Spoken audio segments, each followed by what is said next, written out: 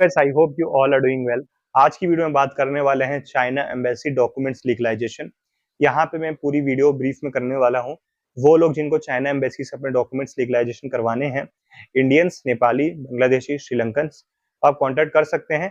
अभी मैं वीडियो में सारी डिटेल शेयर करने वाला हूँ। आपके पर्सनल डॉक्यूमेंट्स हैं, आपके कॉमर्शियल डॉक्यूमेंट्स हैं, क्या प्रोसेस होती है, क्या कॉस्ट आती है और कैसे सारी चीजें होती हैं, कितना टाइम लगता है। तो वीडियो को लास्ट तक देखना। अगर आप चैनल पे नए हैं, चैनल को सब्सक्राइब करें, वीडियो को लाइक जरूर करना। तो जो अभी चाइना एम्बेसी है, चाइना एम्बेसी की फीस, अगर आप चाइना एम्बेसी की वेबसाइट विजिट करेंगे तो उनपे जो फीस अपडेट है वो 2024 तक की फीस अपडेट है। उसके बाद में उनकी फीस में काफी बड़ा चेंज आया है।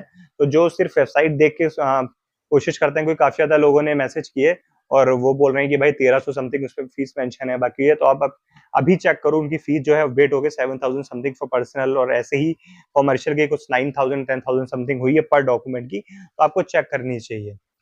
उसके अलावा चाइना एम्बेसी का क्या प्रोसेस है, अगर आपके डॉक्यूमेंट्स पर्सनल हैं तो क्या कॉस्ट आती है, अगर आपके डॉक्यूमेंट्स कॉमर्शियल हैं तो क्या कॉस्ट आती है, उसके बारे में बात करेंगे।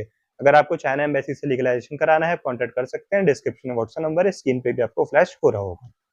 तो अगर आपके पर्सनल या कॉमर्शियल डॉक्यूमेंट्स हैं, अब इसमें आपकी पीसीसी भी आ जाती है।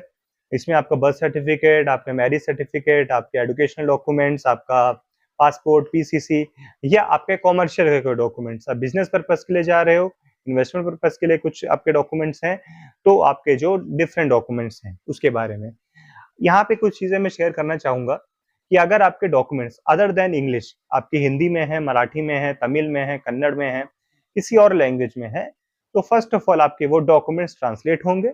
आपका ओरिजिनल डॉक्यूमेंट्स भी अपोस्टल के लिए जाएगा। फिर उसके बाद में आपका जो ट्रांसलेशन है इंग्लिश का, वो भी अपोस्टल होगा।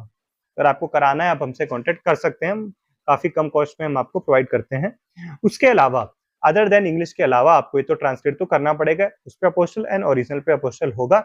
इससे आपके डॉक्यूमेंट्स ऑथेंटिक प्रूफ होते हैं, because China embassy documents reject भी कर देती है।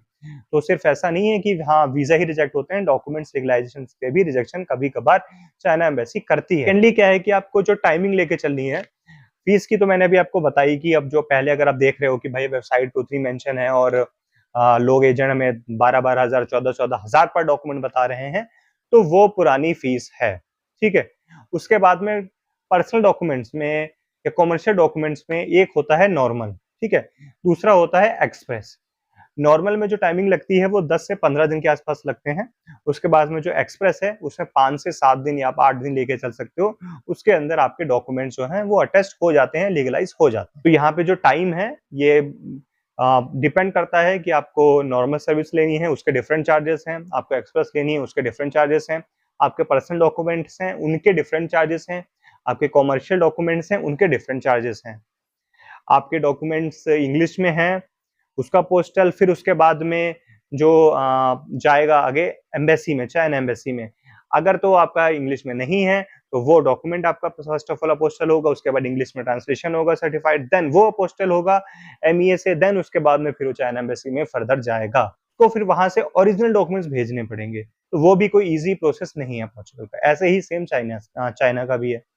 चाइना भी डॉक्यूमेंट रिजेक्ट कर देती है। अगर उसको समझ में नहीं आएगा या उनको ये नहीं लगेगा कि डॉक्यूमेंट ऑथेंटिक है, तो वो आपको फीस भी आपने पे कर दी और डॉक्यूमेंट्स आपको वापस कर दिए।